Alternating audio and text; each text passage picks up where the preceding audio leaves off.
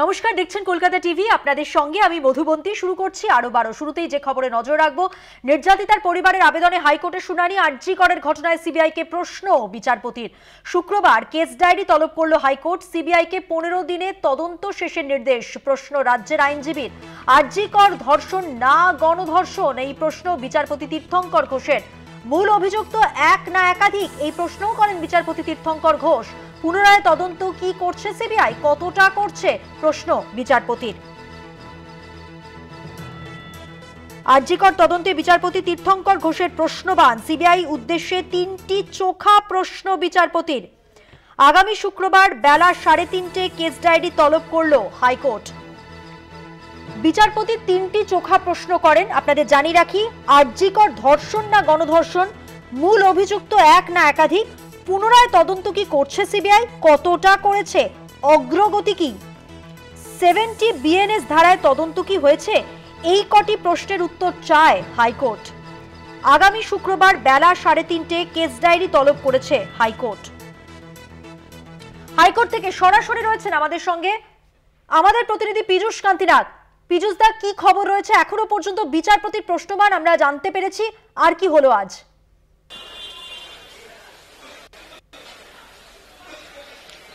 দেখো, আজকে মূলত তুমি জানো যে আরজি করের নির্যাতিতার পরিবারের যে আবেদন কলকাতা হাইকোর্টের একক বেঞ্চে হয়েছিল, সেই একক বেঞ্চের আজকে শুনানি ছিল।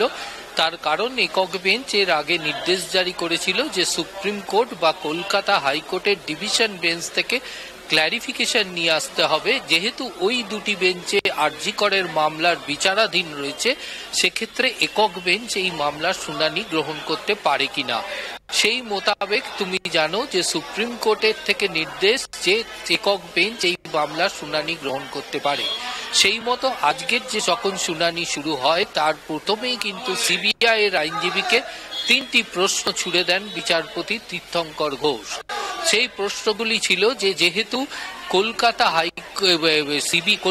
হাইকোর্ট জানতে চায় এই আরজি করের ঘটনাটি ধর্ষণ না গণধর্ষণ, পাশাপাশি এই ঘটনার সঙ্গে একজন ব্যক্তি না একাধিক ব্যক্তি জড়িত রয়েছে, এই ঘটনার সঙ্গে যে সমস্ত ভারতীয় ন্যায় সংহিতা আইনের 70 নম্বর ধারাকে অনুসরণ করে তদন্ত হচ্ছে কিনা, এছাড়াও সিবিআই যে পুনরায় তদন্তের করছে, সেক্ষেত্রে তাদের তদন্তের অগ্রগতি কি, এই প্রশ্নগুলির উত্তর কিন্তু দিতে হবে কলকাতা হাইকোর্টকে। এবং পাশাপাশি কলকাতা হাইকোর্টের যে কেস ডায়েরি, সেই কেস ডায়েরি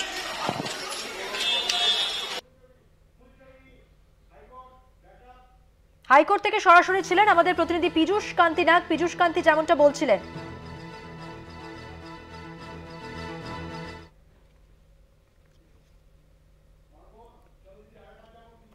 সরাসরি কথা বলবো। আমাদের সঙ্গে হাইকোর্ট থেকে রয়েছেন, যেমনটা আপনাদের বলছিলাম, আমাদের প্রতিনিধি পীযূষ কান্তিনাথ। পীযূষ দা, যেমনটা বলছিলেন।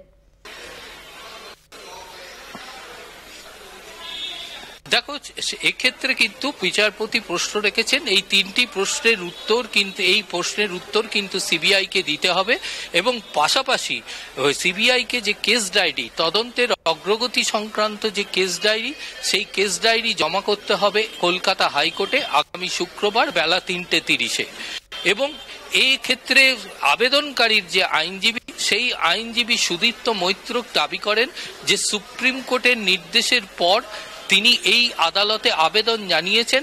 পাশাপাশি বিচারপতির কাছে তাদের দাবি যে আরজি করের ঘটনায় সিবিআই যে তদন্ত করছে, সেই তদন্তের গতি যথেষ্ট স্লথ, এবং সেই তদন্তের মধ্যে ইতিমধ্যে সেদিনকার যে সমস্ত যার ফোন থেকে নির্যাতিতার পরিবারের ফোনে অসুস্থতার খবর দেওয়া হয়, তা সেই ব্যক্তিকে এখনো পর্যন্ত জিজ্ঞাসাবাদ করেনি সিবিআই। এবং পাশাপাশি সেদিন যে সমস্ত নার্সেরা উপস্থিত ছিলেন, তাদেরকেও জিজ্ঞাসাবাদ করা হয়নি। অর্থাৎ তদন্তের অগ্রগতি নিয়ে প্রশ্ন উঠছে।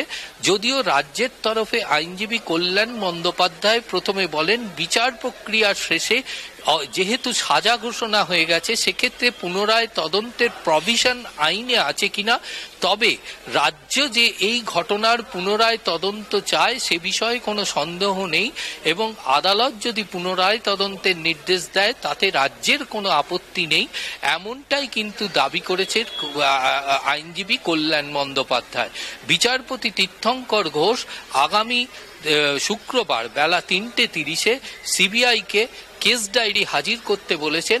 পাশাপাশি সিবিআই এর কাছে যে প্রশ্ন আদালত তুলে ধরেছে সেই প্রশ্নের উত্তরও কিন্তু দিতে হবে ওই দিন সিবিআইকে কলকাতা হাইকোর্টে। মধুবন্তী, ধন্যবাদ। কথা বললাম সরাসরি হাইকোর্ট থেকে, ছিলেন আমাদের প্রতিনিধি পীযূষ কান্তি নাগ তার সঙ্গে। আরো একবার জানিয়ে রাখবো, আরজিকর তদন্তে বিচারপতি তীর্থঙ্কর ঘোষের প্রশ্নবান সিবিআই এর উদ্দেশ্যে 3টি প্রশ্ন বিচারপতির আগামী শুক্রবার বেলা 3:30 নাগাদ কেস ডায়েরি তলব করল হাইকোর্ট। বিচারপতি তীর্থঙ্কর ঘোষ তিনি বলেন, আরজিকর ধর্ষণ না গণধর্ষণ এই প্রশ্নই তিনি করেছিলেন আজকে, এবং মূল অভিযুক্ত এক না একাধিক, সেই সঙ্গে পুনরায় তদন্ত কি করছে সিবিআই, যদি করে থাকে তাহলে তার অগ্রগতি কোন পর্যায়ে। আইনজীবী কল্যাণ বন্দ্যোপাধ্যায় রাজ্যের আইনজীবী, তিনি বলেছেন যে আরজিকর কাণ্ডে বিচার শেষে সাজা ঘোষণা এই মুহূর্তে তদন্ত সিবিআই আর চালাতে পারে কিনা সেই নিয়ে একটা প্রশ্ন রয়েছে। পুনরায় তদন্তে রাজ্যের কোনো আপত্তি নেই, অন্য ক্ষেত্রে সিবিআই সক্রিয়।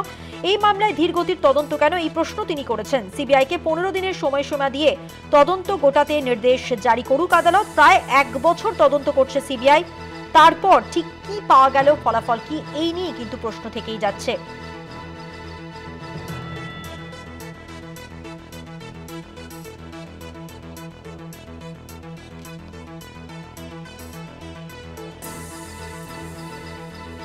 জানিয়ে রাখবো, আরজিকর তদন্তে বিচারপতি তীর্থঙ্কর ঘোষের একাধিক প্রশ্নের মধ্যে 3টি গুরুত্বপূর্ণ প্রশ্ন।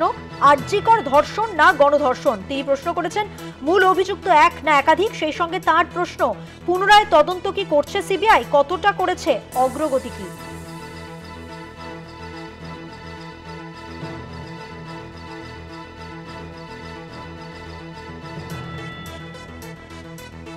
এবার শোনাবো নির্যাতিতার বাবা মার কি বক্তব্য। আমাদের যে সাবমিশন ছিল সেটা উনি ভালো করে তত্ত্বাবধান যেটা বলে সেটা করেছেন, এবং আমাদের যে ফার্দার ইনভেস্টিগেশনের কথা বলা হয়েছে সেটা উনি শুক্রবার দিন সিবিআইয়ের কাছে কেস ডায়েরি সহ সিবিআইকে সমস্ত আমাদের খুশি করার মতো তদন্ত করে তার উত্তর দিতে বলেছে। কোর্ট আমাদের সঠিক বিচার দেবে বলেই আমরা মনে করছি, এবং আমাদের যে লড়াই চলছে সেই লড়াই আমাদের চালাতে সুবিধা। রাজ্য সরকার একদিকে বলছে ফার্দার ইনভেস্টিগেশনে কোনো তাদের অবজেকশন নেই, কিন্তু আবার আইনের দিক দিয়ে বাধা দেখাচ্ছে। তারা কি যে সঠিক কথা বলতে চাইছে পরিষ্কার করে বলছে না। 54টা কোশ্চেন আমাদের কাছে রাখা হয়েছে, এবং কোর্টের কাছে আমরা সেই 54টা কোশ্চেনের উত্তর চেয়েছি। কোর্ট কিভাবে সেই কোশ্চেনগুলোর উত্তর দেবে সে কোর্টকেই ভাবনা চিন্তা করতে হবে। এবং মনে হচ্ছে কিছুটা আমরা বিচারের দিকে এগোচ্ছি, কারণ সিবিআইকে আমরা বারবার চেষ্টা করেও এটা বোঝাতে পারিনি যে এটা আমার মেয়ের যে প্রতিষ্ঠানিক খুন, এটা যে ধর্ষণের মোটিভ না, এটা যে তাকে খুন করাই তার মোটিভ, যে হসপিটালে যে ওষুধ জাল দুর্নীতি এসব সে জেনে ফেলেছিল, এবং সে এত পেশেন্ট মারা যায় তার প্রতিবাদ করেছিল, তাকে তাই খুন করা হয়েছে। এটা আমরা সিবিআইকে বারবার বলা সত্ত্বেও সিবিআই এদিকে আওতায় আনেনি। এবার হয়তো আনবে, সিবিআই হয়তো নড়ে চড়ে বসবে।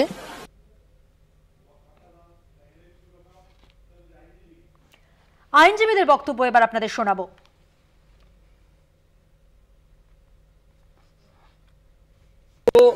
রাজ্য সরকার চাইছে না যে ইনভেস্টিগেশনটা হোক, আর সেই জন্যই যখন তারা বলছে ফার্দার ইনভেস্টিগেশন হলে তাদের অসুবিধা নেই, কিন্তু আইনে অসুবিধা আছে, তার দ্বারাই তারা বোঝাতে চাইছে যে ইনভেস্টিগেশন হোক তারা সেটা চায় না, এটা রীতি চাইছে, বিচার চাইছে না। আদালত প্রশ্ন করেছেন যে আপনারা যখন তদন্ত করছিলেন তখন ফ্লেক্সিবল ছিলেন কিনা, যে ইস্যুগুলো উঠে এসছে ইনক্লুডিং গ্যাংরেপ, সেই বিষয়গুলো আপনারা কিভাবে এক্সপ্লোর করেছেন। রিপোর্ট ফাইল করুন, কেস ডায়েরি নিয়ে আসুন, এটুকু।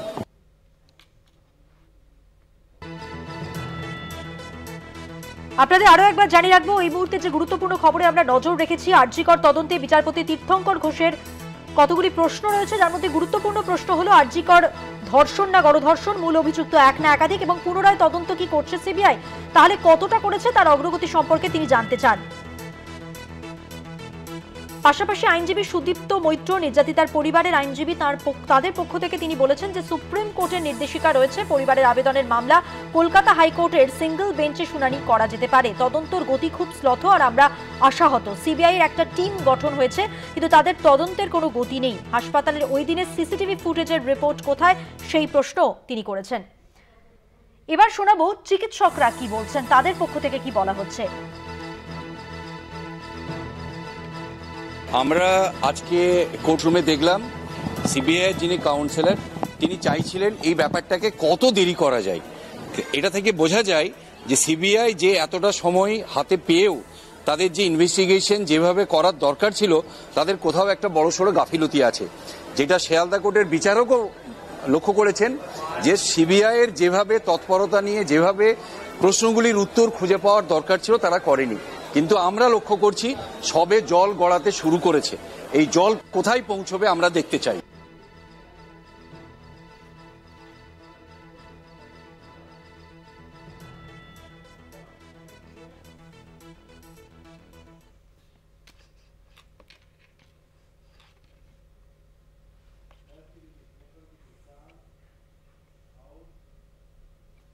চোখ রাখবো পরের খবরে। বারুইপুরে শুভেন্দু অধিকারীর মিছিলে হামলা, কলকাতা হাইকোর্টের দ্বারস্থ বিজেপি। মামলা দায়েরের অনুমোদন কলকাতা হাইকোর্টের। মামলা দায়েরের আবেদন গ্রহণ বিচারপতি তীর্থঙ্কর ঘোষের। মঙ্গলবার মামলার শুনানি।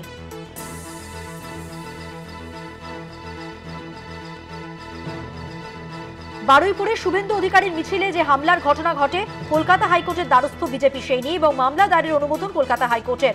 মামলা দায়েরের আবেদন গ্রহণ বিচারপতি তীর্থঙ্কর ঘোষের।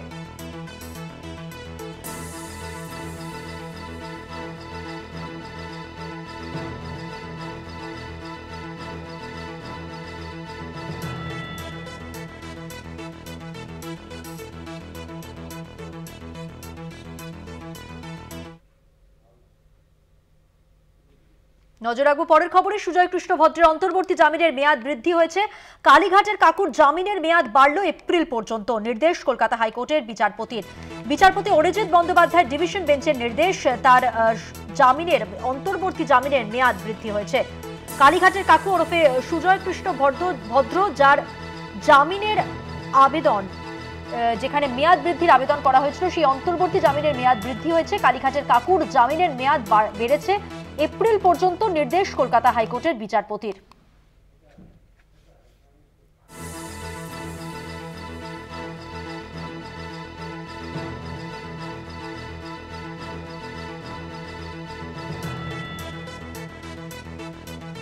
আরো বিস্তারিত জানাচ্ছেন, আমাদের সঙ্গে টেলিফোন লাইনে রয়েছেন আমাদের প্রতিনিধি পীযূষ কান্তি নাগ। পীযূষ দা, কি জানা যাচ্ছে হাইকোর্টের এই নির্দেশ নিয়ে? দেখো, সুজয় কৃষ্ণ ভদ্র কালীঘাটের কাকু, তার অন্তর্বর্তী জামিন মঞ্জুর করেছিল কলকাতা হাইকোর্ট, কিন্তু তার সময়সীমা ছিল 31শে মার্চ অবধি। কিন্তু কলকাতা হাইকোর্টে তারই প্রেক্ষিতে আবেদন জানায় সুজয় কৃষ্ণ ভদ্র। একটি চিকিৎসকের রিপোর্ট পেশ করে তিনি জানান যে সেক্ষেত্রে তার চিকিৎসকের পরামর্শ অনুযায়ী তিনি সম্পূর্ণ সুস্থ নন। তাই কলকাতা হাইকোর্ট তার এই অন্তর্বর্তীকালীন জামিনের মেয়াদ মার্চ থেকে বৃদ্ধি করে 30শে এপ্রিল পর্যন্ত বৃদ্ধি করল। বিচারপতি অরিজিৎ বন্দ্যোপাধ্যায় ও বিচারপতি অপূর্ব সিনহা রায়ের ডিভিশন বেঞ্চের কাছে সুজয় কৃষ্ণ ভদ্রের আইনজীবীর দাবি যে আদালতের নির্দেশ অনুযায়ী যে কেন্দ্রীয় বাহিনী মোতায়েন করা হয়েছে, সেই কেন্দ্রীয় বাহিনী তার বাড়ির যেখানে সেখানে ঢুকে পড়ছে এবং ঠাকুরঘর থেকে শুরু করে বিভিন্ন জায়গায় তারা বিচরণ করছে। ফলে তার যে পারিবারিক যে নিরাপত্তা বা পারিবারিক যে ব্যক্তিগত যে নিরাপত্তা তা কিন্তু বিঘ্নিত হচ্ছে। এরপরেই সিবিআই এর আইনজীবীর পক্ষ থেকে জানানো হয় যে কেন্দ্রীয় বাহিনী আদালতের নির্দেশে মোতায়েন হয়েছে এবং কেন্দ্রীয় বাহিনী যেখানে নিরাপত্তার দায়িত্বে আছে তাদের থাকার ব্যবস্থা করা প্রয়োজন। তার কারণ তার যে ফ্ল্যাট, সেই ফ্ল্যাটটি ছোট ফ্ল্যাট নয়। এরপরেই বিচারপতি পুঙ্খানুপুঙ্খ জিজ্ঞাসা করে এবং তাতে সুজয় কৃষ্ণ ভদ্রের আইনজীবী আরো দাবি করেন যে আদালতের নির্দেশ থাকা সত্ত্বেও চিকিৎসককে ঢুকতে দিচ্ছে না কেন্দ্রীয় বাহিনী। যদিও তা সম্পূর্ণভাবে অস্বীকার করেছে সিবিআই এর আইনজীবী। পাশাপাশি সিবিআই এর আইনজীবীর পক্ষ থেকে দাবি করা হয় যে কেন্দ্রীয় বাহিনী থাকার ব্যবস্থা করা অবিলম্বে প্রয়োজন। আদালতের নির্দেশ যে সুজয় কৃষ্ণ ভদ্রের বাড়ির দ্বিতলে কেন্দ্রীয় বাহিনীকে থাকার ব্যবস্থা করতে হবে এবং বাড়ির নিচের ওয়াশরুম তারা ব্যবহার করতে পারবে, এমনটাই নির্দেশ কলকাতা হাইকোর্টের।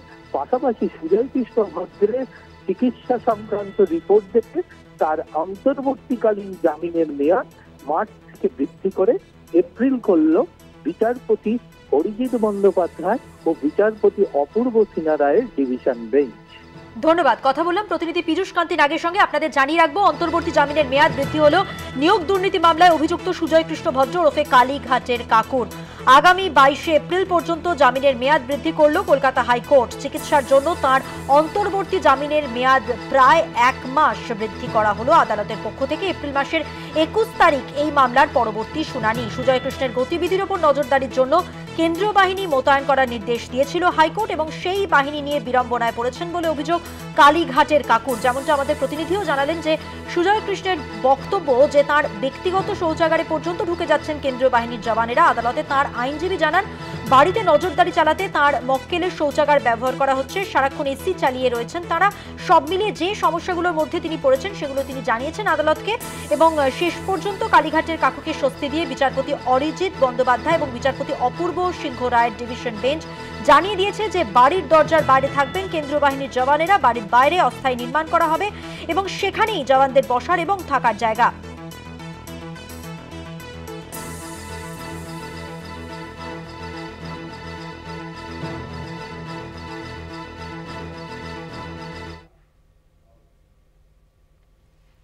চোখ রাখবো পরের খবরে। মার্কিন নেতৃত্বাধীন পশ্চিমী জোটে ফাটল, ইউক্রেন রাশিয়া যুদ্ধ বন্ধে ব্রিটেনের প্রস্তাবে আমেরিকার না।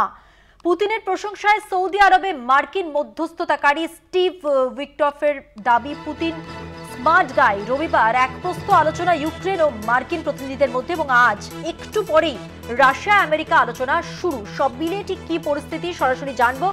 আমাদের সঙ্গে নিউজরুম থেকে রয়েছেন আমাদের পলিটিক্যাল এডিটর আশিস চট্টোপাধ্যায়। আশিস দা, এই গোটা বিষয় এই মুহূর্তে কোন পর্যায়ে দাঁড়িয়ে রয়েছে? দেখো, এই মুহূর্তের যেটা ব্যাপার, আমরা অপেক্ষা করছি রাশিয়া আমেরিকা আলোচনা শুরুর জন্য। একটু পরেই সেই আলোচনা শুরু হবে। ভারতের আমাদের যে সময় আর সৌদি আরবের সময়ের মধ্যে একটু পার্থক্য রয়েছে, সেই জন্যে সময় অনুযায়ী সেটা শুরু হবে একটু পরে। এখন ঘটনা হচ্ছে যে তার আগে রবিবার ভারতীয় সময় বিকেল সন্ধ্যার সময় ইউক্রেনের প্রতিনিধিদের সঙ্গে মার্কিন প্রতিনিধিদের আলোচনা হয়েছে। এই রকম সময়েতেই রবিবার ব্রিটেনের প্রধানমন্ত্রী কিয়ের স্টারমার এবং কয়েকটি পশ্চিম ইউরোপীয় দেশ তারা এরকম ইঙ্গিত পাঠাতে শুরু করে যে ইউক্রেনে আরও সমরসম্ভার পাঠানো উচিত এবং আরও সেনা পাঠানো উচিত এবং এই কাজে মার্কিন যুক্তরাষ্ট্র, ব্রিটেন এবং আরও কয়েকটি পশ্চিম ইউরোপীয় দেশের একজোট হওয়া উচিত। এবং তার কিয়ের স্টারমারের মনোভাবটা হচ্ছে ইউক্রেনকে সামনে রেখে রাশিয়ার সঙ্গে যুদ্ধ চালিয়ে যাওয়া উচিত। মার্কিন যে মধ্যস্থতাকারী সৌদি আরবে গিয়েছেন তিনি সোজাসুজি স্টারমারের এই প্রস্তাবকে নাকচ করে দিয়ে বলেন যে এগুলো হচ্ছে খানিকটা নিজেকে জাহির করার একটা প্রচেষ্টা, পোজ অ্যান্ড পশ্চার। এইভাবে তিনি এই যে স্টিভ উইটকফ যিনি মার্কিন মধ্যস্থতাকারীদের নেতা তিনি বলেন এবং তিনি পুতিনের যথেষ্ট প্রশংসা করেন। পুতিনের ওপরে ভরসা রয়েছে এরকম ইঙ্গিত দিয়ে বলেন Putin is a smart guy. এখন স্মার্ট গাই বলতে ঠিক স্ট্রিট স্মার্ট বোঝানো হয়নি, এক্ষেত্রে অবশ্যই কূটনৈতিক পরিভাষায় স্মার্ট গাই বলতে বুদ্ধিমান মানুষ বলেই হয়তো বোঝানো হয়েছে। অর্থাৎ এর মধ্য দিয়ে রাশিয়া এবং বিশ্বের ভালো কোন দিকে সেটা পুতিন বোঝেন বা বুঝতে পারবেন, এইরকমই একটা আশা প্রকাশ করা হয়েছে। অন্তত স্টিভ উইটকফ যে ভাষায় কথা বলেছেন পুতিনের প্রশংসায়, এই স্মার্ট গাই কথাটা বলা বেশ গুরুত্বপূর্ণ ব্যাপার।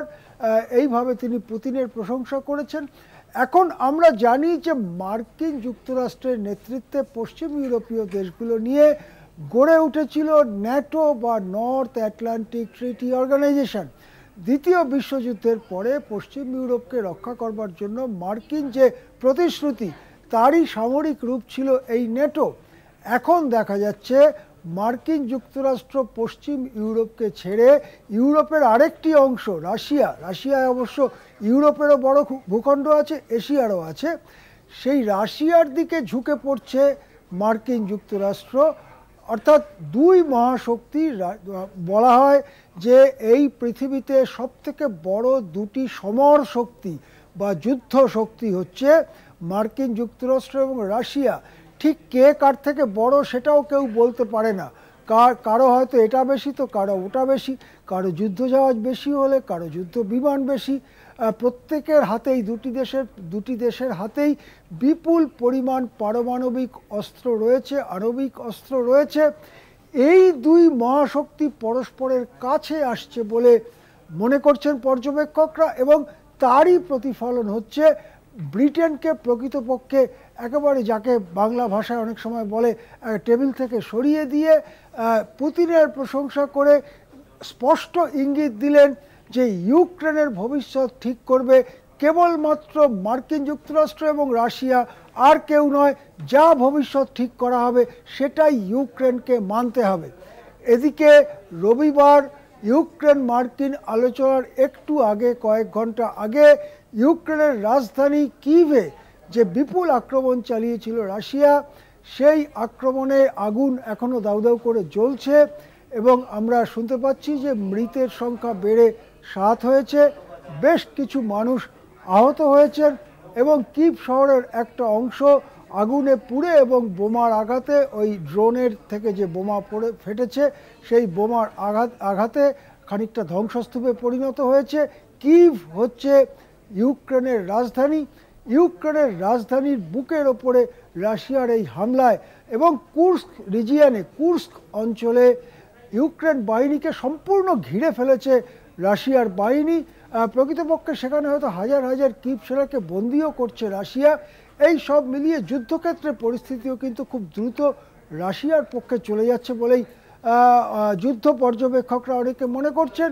সেই জায়গায় দাঁড়িয়ে সৌদি আরবে এই আলোচনা, একটু বাদে রাশিয়া মার্কিন যুক্তরাষ্ট্র আলোচনা শুরু হবে, সেই আলোচনার দিকে আমরা তাকিয়ে থাকব। হ্যাঁ, অনেক ধন্যবাদ। আমরা কথা বললাম, নিউজ রুম থেকে সরাসরি ছিলেন আমাদের পলিটিক্যাল এডিটর আশিস চট্টোপাধ্যায়, তার সঙ্গে।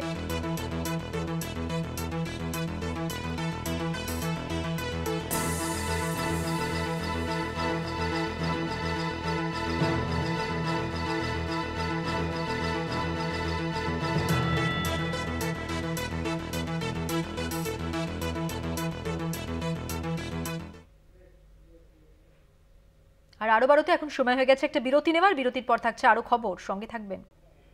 আইসির গলায় তৃণমূলের উত্তরীয় চাপড়ায় তৃণমূলের মঞ্চে উর্দিধারী পুলিশকে পাশে বসিয়েই বিজেপিকে হটানোর ডাক তৃণমূলের। পুলিশের ভূমিকা নিয়ে উঠছে প্রশ্ন।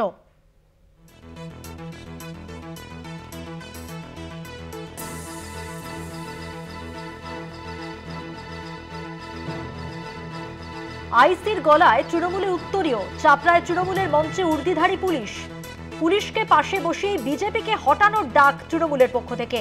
পুলিশের ভূমিকা নিয়ে উঠেছে প্রশ্ন।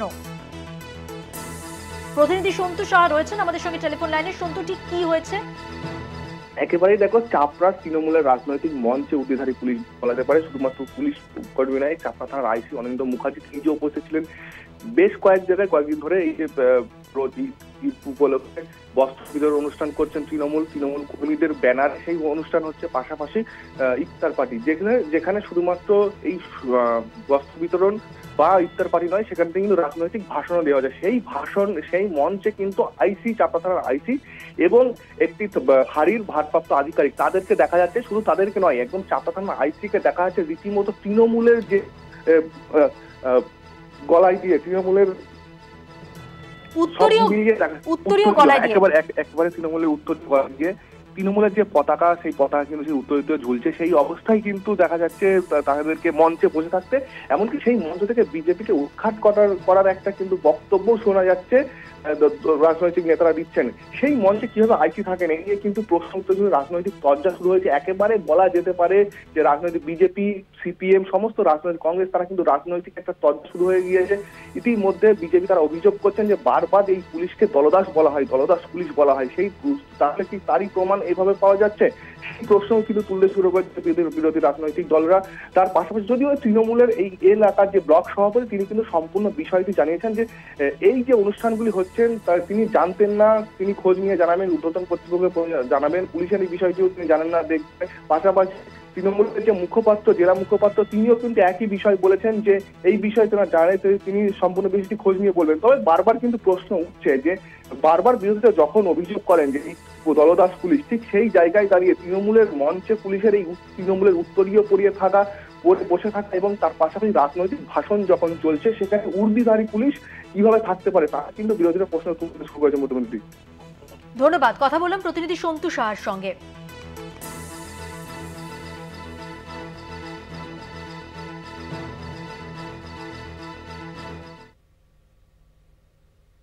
দক্ষিণ কলকাতার বিজেপি প্রেসিডেন্টকে মারধর, নিজের ওয়ার্ডেই মার খেলেন বিজেপি প্রেসিডেন্ট অনুপম ভট্টাচার্যকে মারধর করার অভিযোগ উঠেছে। আরও একবার জানিয়ে রাখবো, দক্ষিণ কলকাতার ঘটনা, যেখানে বিজেপি প্রেসিডেন্ট অনুপম ভট্টাচার্যকে মারধর করা হলো, সেই মুহূর্তের ছবি আপনাদের সামনে তুলে ধরছি। বিজেপি প্রেসিডেন্টকে মারধর দক্ষিণ কলকাতায়, নিজের ওয়ার্ডেই মার খেলেন তিনি।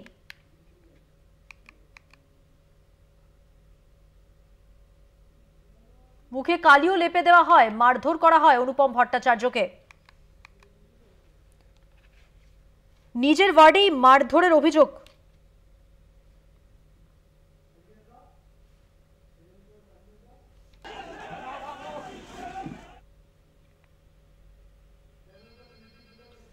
সেই মুহূর্তের ছবি আপনাদের দেখাচ্ছি। সিসিটিভি ফুটেজে যা ধরা পড়েছে, দক্ষিণ কলকাতায় কিভাবে মারধর করা হয় বিজেপির প্রেসিডেন্টকে, সেই ছবি দেখছেন।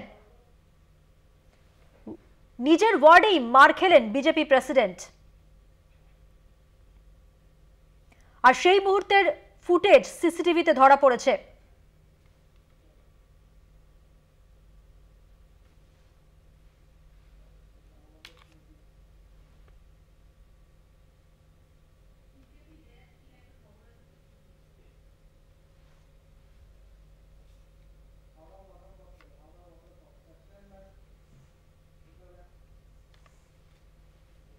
হাওড়া বেলগাছিয়ায় জল সংকটের পঞ্চম দিন, বেলগাছিয়া ভাগাড়ে পরিস্থিতি উত্তপ্ত। বিক্ষোভ, এলাকা থেকে উচ্ছেদ করে দেওয়াকে কেন্দ্র করে বিক্ষোভ, আতঙ্কে এলাকায় বিক্ষোভ। সেই ছবি আপনাদের দেখাবো, যেখানে বেলগাছিয়া ভাগাড়ে পরিস্থিতি উত্তপ্ত, বিক্ষোভ এলাকা থেকে উচ্ছেদ করার।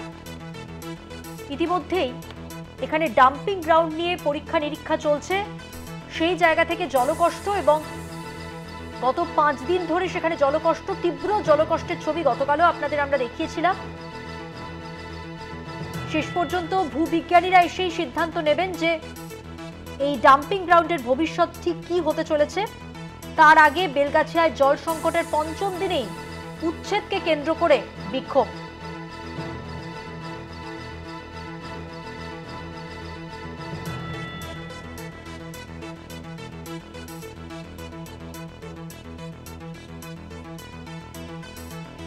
যেমনটা আপনাদের বলছিলাম যে তীব্র জলকষ্টের আজকে পঞ্চম দিন, এবং এই জলকষ্টের ছবি গতকাল আপনাদের দেখিয়েছিলাম। সেই সঙ্গে আমরা জানি ভূবিজ্ঞানী তারা এসে পরিদর্শন করে গেছেন এলাকা, তাদের উপরে এবার নির্ভর করছে এই যে ডাম্পিং গ্রাউন্ড নিয়ে এত কাণ্ড, এই ডাম্পিং গ্রাউন্ডের ঠিক কি ভবিষ্যৎ হতে চলেছে সেই নিয়ে তারা সিদ্ধান্ত জানাবেন। সবটা নিয়ে কি পরিস্থিতি এই মুহূর্তে জানবো।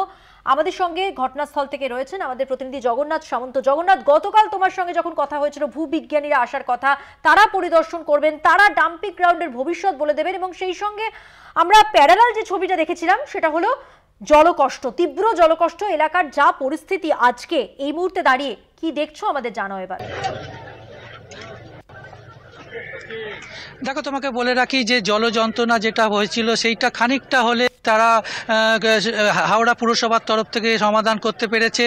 উত্তর হাওড়া, শিবপুর এবং লিলুয়ার বেশ কিছু অঞ্চলে এই মুহূর্তে অর্থাৎ হাওড়া পুরসভার তরফ থেকে পদ্মপুকুরে জল সরবরাহ করা সম্ভব হয়েছে। কিন্তু যেটা সবচেয়ে মূলত অসুবিধে 8 নম্বর ওয়ার্ড এই বেলগাছিয়া ভাগাড়, সেই ভাগাড়ের কাছে এখনো পর্যন্ত জল পৌঁছায়নি। তার ফলে পুরসভার তরফ থেকে জলের ট্যাঙ্ক দেওয়া হচ্ছে এবং সেই জলের ট্যাঙ্কে জল ব্যবহার করছে এলাকাবাসী। সকাল থেকে একটাই ক্ষোভ দেখাচ্ছে, যখন সিভিল ডিফেন্সের লোকেরা মাইকিং করে যে এখানে যারা ক্ষতিগ্রস্ত হয়েছে, বাড়ি ভেঙে পড়েছে যাদের বাড়ি, তাদের ভোটার কার্ড, আধার কার্ড এবং প্যান কার্ড নিয়ে থাকতে হবে, যাতে এই ক্ষতিগ্রস্ত বাড়িদের লিখিতভাবে তারা নথিভুক্ত করবে এবং তাদের পুনর্বাসনের ব্যবস্থা করবে। অর্থাৎ এখানকার বাসিন্দারা বলছে পুনর্বাসন দিতে হলে এখানেই দিক, অন্য কোথাও যাব না, অন্য কোথাও গেলে তাদের উচ্ছেদ করবে, তারা পুরোপুরি বিক্ষোভ দেখে। তবে এই বেলগাছিয়া ভাগাড়ের ভবিষ্যৎ তুমি বলছো সেটা জানাই যে এইখানে উচ্চ পর্যায়ে মিটিং হয়েছে, যেখানে বিজ্ঞানীরা ছিল, যেখানে হাওড়া পুরসভার আধিকারিকরা ছিল এবং সমস্ত যাদবপুর বিশ্ববিদ্যালয়ের প্রাক্তনীরা ছিল। তারা সিদ্ধান্ত নিয়েছে এই যে ভাগাড় অর্থাৎ বেলগাছিয়া ভাগাড়ের যে ওয়েট অর্থাৎ প্রচুর মানে বজ্র পদার্থ রয়েছে, সেই ওয়েট কমানো হবে এবং এখানে ড্রিল করা হবে। সেই ড্রিল করে এই ভূমির যে ক্ষতিগ্রস্ত হচ্ছে সেই ব্যবস্থাটা করবে। তাছাড়াও অন্যত্র অর্থাৎ প্রতিদিন যে কয়েকশো লরি এখানে বজ্র পদার্থ ফেলা হয়, সেই লরি করে যাতে অন্য কোথাও ফেলার ব্যবস্থা করা, সেই সিদ্ধান্ত নেওয়া হয়েছে। তবে জায়গা খোঁজা হচ্ছে। তবে এই মুহূর্তে যেটা দেখার, যাতে আর কোনো ক্ষতিগ্রস্ত হয় না। গ্যাস উৎপাদনের ফলে যেভাবে একেবারে 11 ফুট মাটির রাস্তা ওপরে উঠে গেছে, বাড়ি ভেঙে গেছে, গতকাল আমরা এক্সক্লুসিভ দেখিয়েছিলাম, সে রাস্তা একেবারে পাহাড়ের রাস্তা পরিণত হয়েছে। সেইটা যাতে না হয় সেইভাবে পরিকল্পনা নেওয়া হয়েছে, বিশেষ কিছু ব্যবস্থা নেওয়া হয়েছে।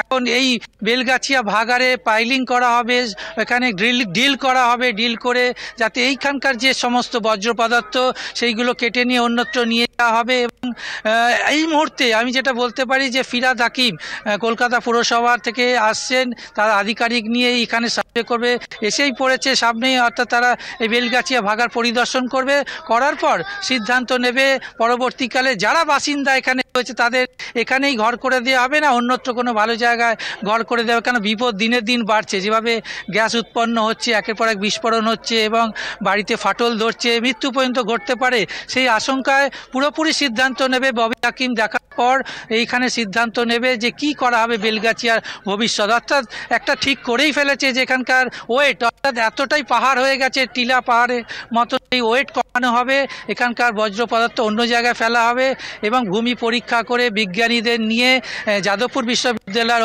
অধ্যাপকদের নিয়ে, প্রাক্তনীদের নিয়ে একটা টিম গঠন করা আছে। তারাই সিদ্ধান্ত নেবে যে আগামী দিনে বেলগাছিয়া ভাগাড়ের ভবিষ্যৎ কি হতে চলেছে। ধন্যবাদ। কথা বললাম, সরাসরি ছিলেন আমাদের প্রতিনিধি জগন্নাথ সামন্ত।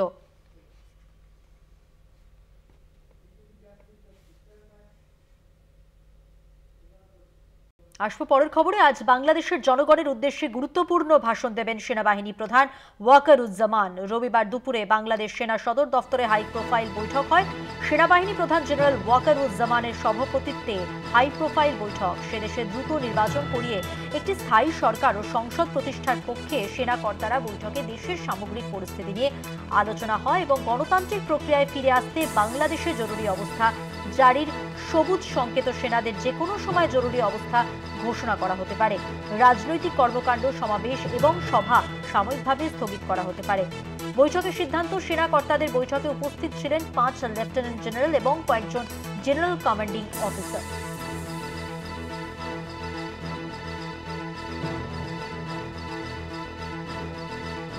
এ বিষয়ে আমরা আরো কথা বলেছিলাম আমাদের পলিটিক্যাল এডিটর আশিস চট্টোপাধ্যায়ের সঙ্গে। আশিস দা কি বলেছেন শোনাবো। এই মুহূর্তের গুরুত্বপূর্ণ খবর সেটা হচ্ছে আজকে সকাল 10:30 নাগাদ, একটু পরে, আসলে ঘন্টাখানেক পরে, বাংলাদেশের সময়ের সঙ্গে ভারতের সময়ের কিছুটা ফারাক আছে, সেই জন্য বলছি ঘন্টাখানেকের মধ্যে আর্মি চিফ ওয়াকারুজ্জামান গুরুত্বপূর্ণ মিটিং করতে চলেছেন। ঢাকা ক্যান্টনমেন্টে এই মিটিং হতে চলেছে। সেখানে সেনাবাহিনীর সমস্ত স্তরের অফিসার এবং সেনাদের উদ্দেশ্যে ভাষণ দেবেন। হয়তো বেশ কিছু অফিসার, শীর্ষকর্তা এবং সেনা উপস্থিত থাকবেন, বাকিরা হয়তো ভার্চুয়ালি দেশের বিভিন্ন প্রান্তে শুনতে পারেন এরকমই মনে করা হচ্ছে। সমস্ত দেশের সমস্ত ক্যান্টনমেন্টে এই ভাষণ প্রচারিত হবে, ডিজিটালি সম্প্রচারিত হবে এবং সেই ক্যান্টনমেন্টগুলোতে যে অফিসার এবং সেনারা রয়েছেন তারা সবাই শুনবেন।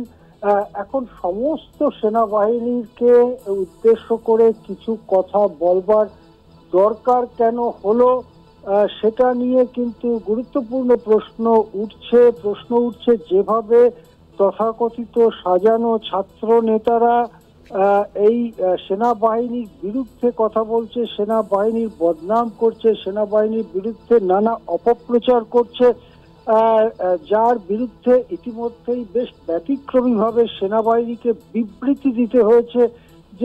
যে সমস্ত গল্প বলা হচ্ছে সেনা প্রধান এবং সেনাবাহিনী নিয়ে তা সম্পূর্ণ পরিকল্পিত এবং হাস্যকর প্রচার। এই ধরনের বিবৃতি কিন্তু খুবই কম দিয়ে থাকে সেনাবাহিনী, কিন্তু একটা অদ্ভুত পরিস্থিতিতে বাংলাদেশে এই রকম বিবৃতি দিতে হচ্ছে, যা নিয়ে ইতিমধ্যেই সেনা কর্তারা যথেষ্ট বিরক্ত, ক্ষোভ ছড়াচ্ছে সেনাবাহিনীর মধ্যেও। ইউনূস প্রশাসন দেশকে একটা নৈরাজ্য অরাজকতার দিকে ঠেলে দিয়েছে বলে সেনা কর্তারা অনেকেই মনে করছেন। ওয়াকারুজ্জামান প্রায় মাসখানেক আগে একটি বক্তৃতায় এরকম বলেছিলেন, কিন্তু তারপরে পরিস্থিতির কোনো উন্নতি হয়নি। এই পরিস্থিতিতে শীর্ষ কমান্ডারদের সঙ্গে রবিবার বৈঠক করেছেন ওয়াকারুজ্জামান এবং সেখানে অপর দুই বাহিনী অর্থাৎ নৌবাহিনী এবং বায়ুসেনার প্রধানরাও ছিলেন এবং এর মধ্যে দিয়ে প্রতিষ্ঠিত হয়েছে যে সেনাপ্রধান ওয়াকারুজ্জামানের যে কর্তৃত্ব গোটা বাংলাদেশ সশস্ত্র বাহিনীর ওপরে অর্থাৎ পদাতিক নৌ এবং বিমান বাহিনীর ওপরে তার যে কর্তৃত্ব বা নেতৃত্ব সেটা প্রতিষ্ঠিত হয়েছে। সভায় অনেকেই অত্যন্ত বিরক্তি এবং ক্ষোভ প্রকাশ করে দেশের ভবিষ্যৎ সম্পর্কে আশঙ্কা প্রকাশ করেছেন ইতিমধ্যেই রবিবার।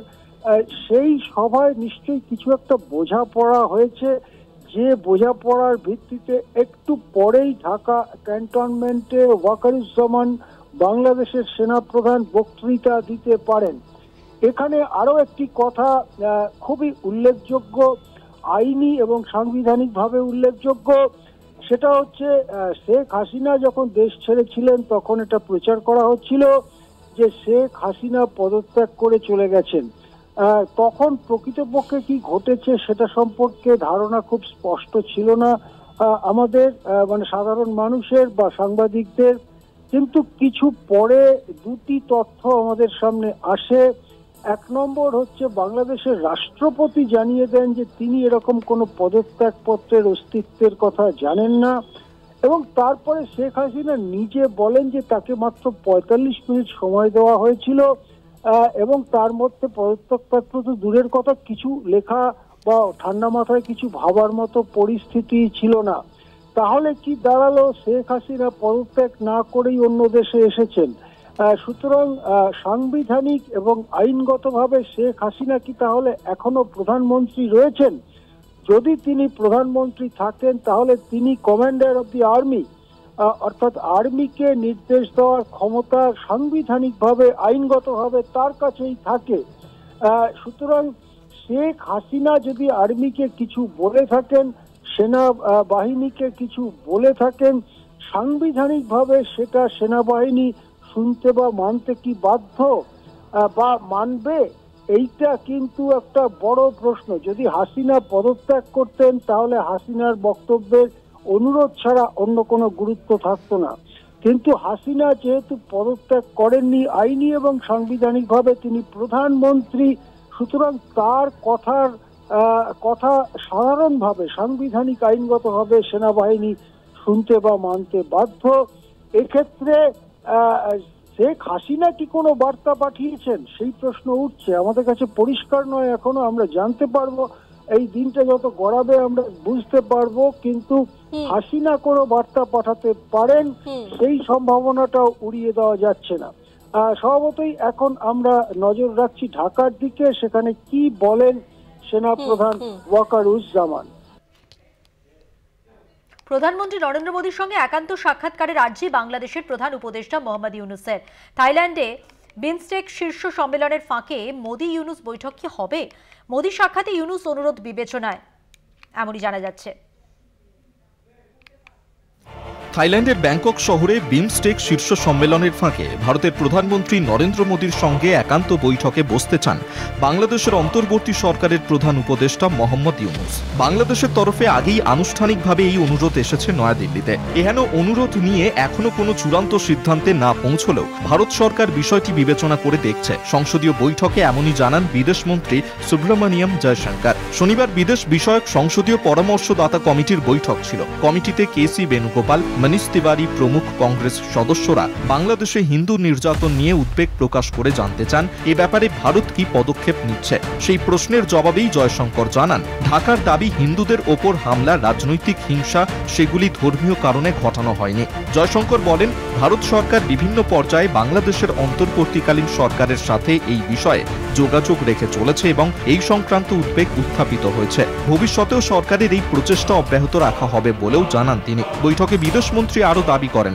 পাকিস্তানের দৃষ্টিভঙ্গির জন্য সার্ক নিষ্ক্রিয় হয়ে রয়েছে, তাই ভারত বিমস্টেককে শক্তিশালী করার চেষ্টা করবে। থাইল্যান্ডের ব্যাংকক শহরে 2রা থেকে 4 এপ্রিল বসছে বিমস্টেকভুক্ত দেশগুলির বৈঠক। বাংলাদেশ, ভারত ছাড়াও বিমস্টেক গোষ্ঠীতে রয়েছে ভুটান, মায়ানমার, নেপাল, শ্রীলঙ্কা ও Thailand. The Bay of Bengal Initiative for Multisectoral Technical and Economic Cooperation বা বিমস্টেক শীর্ষ সম্মেলনে যোগ দেওয়ার কথা নরেন্দ্র মোদীর। শেখ হাসিনা বাংলাদেশ ছাড়ার পর সংখ্যালঘুদের ওপর লাগাতার নির্যাতন, উগ্র ইসলামপন্থীদের বারবারন্ত, সন্ত্রাসবাদীদের উত্থান নিয়ে উদ্বেগে সারা বিশ্ব। পাল্টেছে ভারত বাংলাদেশের সম্পর্কের সমীকরণও। বাংলাদেশে পালাবদলের পর মোদি ইউনূসের মুখোমুখি কোনো বৈঠক হয়নি। ইউনূস অনুরোধে আসন্ন বিমস্টেক সম্মেলনের ফাঁকে সেই বৈঠক কি হবে? বাংলাদেশ তো অনুরোধ করেইছে, তবে ভারত নানা সম্ভাবনা খতিয়ে দেখছে। মোদিজি বৈঠকে রাজি হলে বাংলাদেশের আম জনতা সেটা কিভাবে দেখবেন প্রশ্ন সেটাও। আবার বসতে রাজি না হলে মোদির বিশ্বগুরু ইমেজ কি ফিকে হবে প্রশ্ন এটাও। তবে চলতি মাসের শেষ দিকে কোনো একটা সিদ্ধান্তে পৌঁছবে ভারত, সূত্র মারফত এমনই খবর। কলকাতা টিভি।